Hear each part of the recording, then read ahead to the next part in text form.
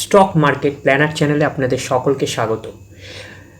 Subscribe করে পাশে থাকা বেল আইকনটা ক্লিক করে অল সিলেক্ট করবেন, তাহলে আপলোডিং ভিডিওগুলোর সাথে সাথে আপনাদের নোটিফিকেশন পেতে সুবিধা হবে।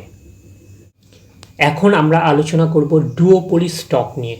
মনোপলি স্টক আপনারা শুনেছেন, আগের ভিডিও দেখলে আপনারা বুঝতে পারবেন মনোপলি স্টকটা কি বলছে। যারা হচ্ছে একচেটিয়া ব্যবসা করছে, যেই সেক্টরে তাদেরকে বলা সেগুলো হচ্ছে মনোপলি ব্যবসা।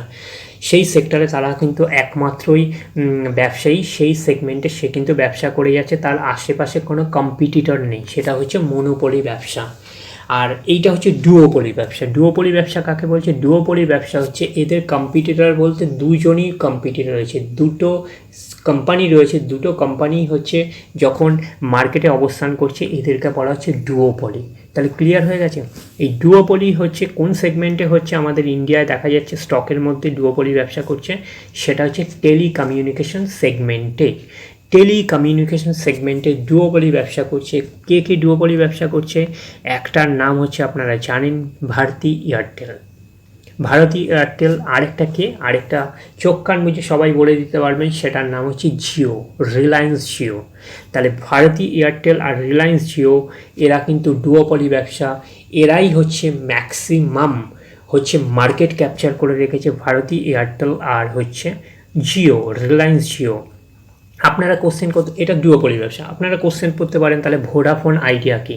তাহলে ভোডাফোন আইডিয়া 3 নম্বরে আছে, কিন্তু এর কিন্তু পারফরমেন্স সেরকম নেই। কেননা এই কোম্পানিটা ভোডাফোন আইডিয়াটা হচ্ছে বাঁচার লড়াই চলছে। বাঁচার লড়াই মানে কি? গভর্নমেন্ট যেন তেন প্রকারে হচ্ছে সাহায্য করছে, হেল্প করছে ভোডাফোন আইডিয়াটা যেন বেঁচে থাকে, যেন এই ডুওপলি ব্যবসাটা যেন না হয় ভারতী এয়ারটেল আর জিওর মধ্যে, যেন আরেকটা থার্ড পার্টি থাকে। সেই জন্য গভর্নমেন্ট কিন্তু খুব ভালো রকমভাবে তাদেরকে হেল্প করছে, মানে ভোডাফোন আইডিয়াকে, যাতে কোম্পানিটা ভালোভাবে টিকে থাকতে পারে।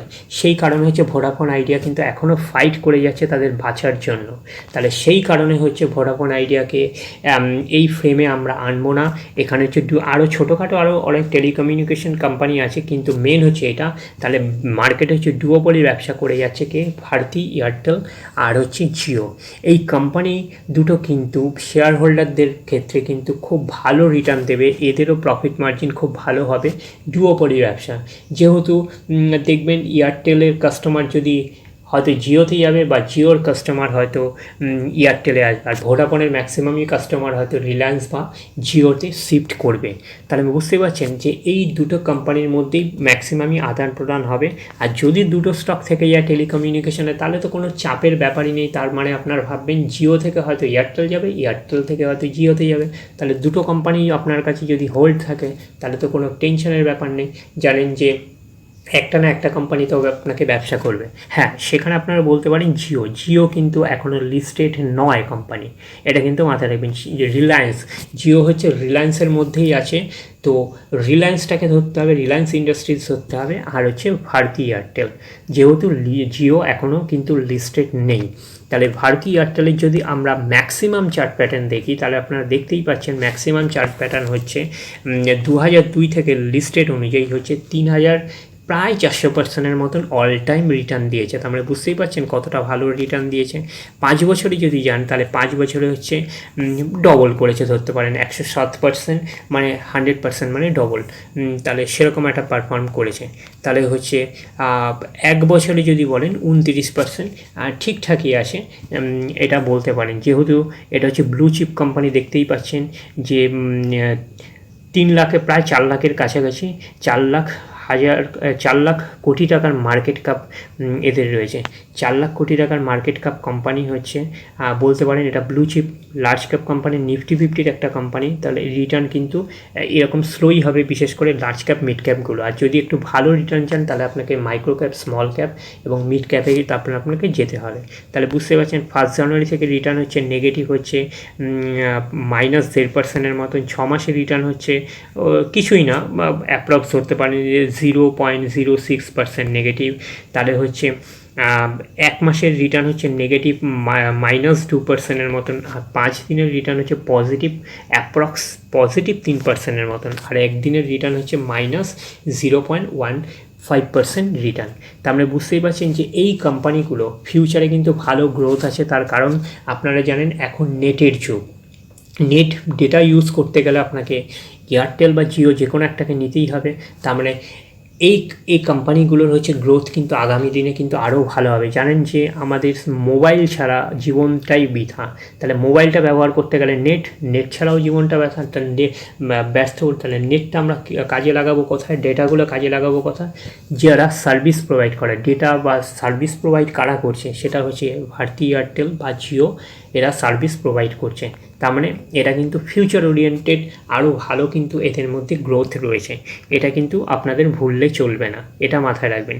এটা হচ্ছে ডুওপলি ব্যবসা, যে এদের গ্রোথ ডে বাই ডে আরও কিন্তু যাবে, এটা কিন্তু মাথায় রাখবেন। আরেকটা তারপরে কি আসছে, তারপরে হচ্ছে রিলায়েন্স। কেন রিলায়েন্স আমরা বলছি, জিও যেহেতু আমরা বলতে পারবো না, রিলায়েন্সের ভেতরেই কিন্তু জিও ঢুকে রয়েছে।